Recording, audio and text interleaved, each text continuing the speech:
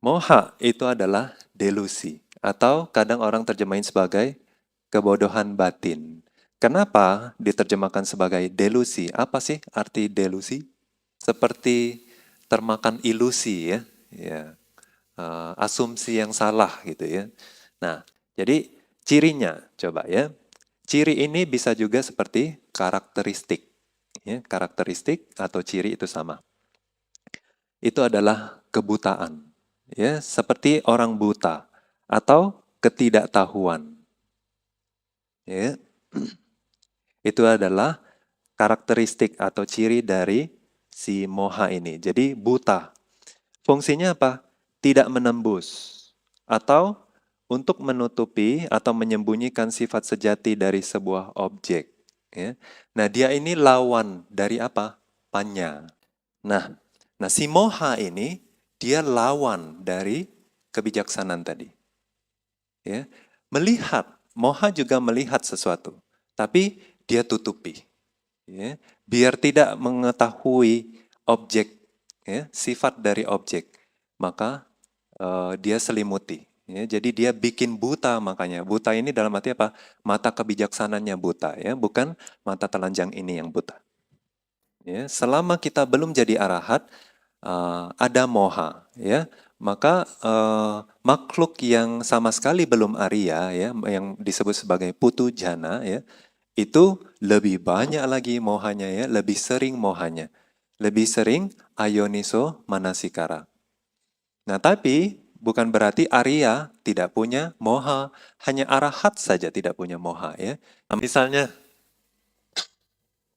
kita lihat lampu, ya, dia seperti apa? Objek yang konstan, ya enggak? Tapi sebetulnya dia manifestasi, ya, perwujudan dari apa? Arus listrik.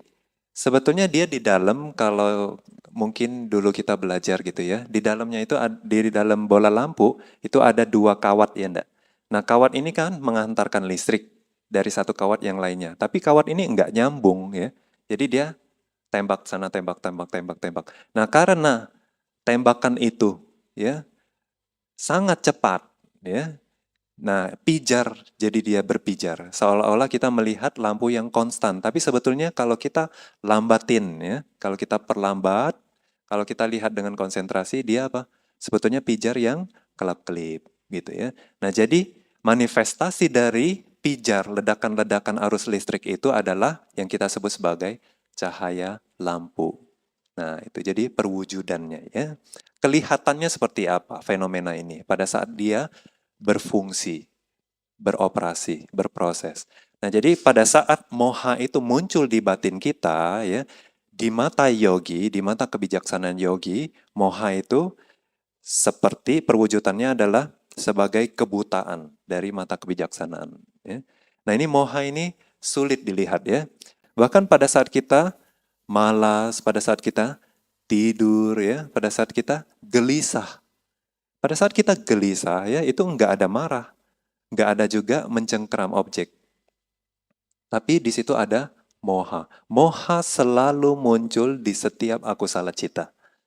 Ya. Kenyataannya apa? Kenapa pikiran bentuk-bentuk batin yang tidak baik itu bisa muncul? Itu karena tidak mengetahui sifat alami dari semua fenomena. Ya, karena kita tidak bisa melihat cacatnya, maka kita melekat. Ya. Karena kita tidak tahu bahwa sesungguhnya ini adalah sebab dan akibatnya, kita benci dia. Seolah-olah dia sebuah individu yang kekal. Ya, selalu jahat. Ya, selalu jahat. Nah, itu. Jadi moha itu sulit sekali dilihat, ya.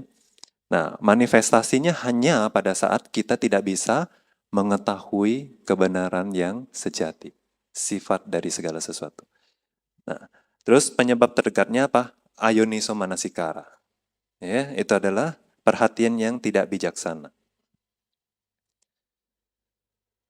Jadi melihat segala sesuatu itu sebagai permanen, ya, bahwa misalnya sesuatu yang indah, ya, sesuatu yang pantas dilekati, bahwa ini adalah aku atau ini adalah entitas yang permanen, ya.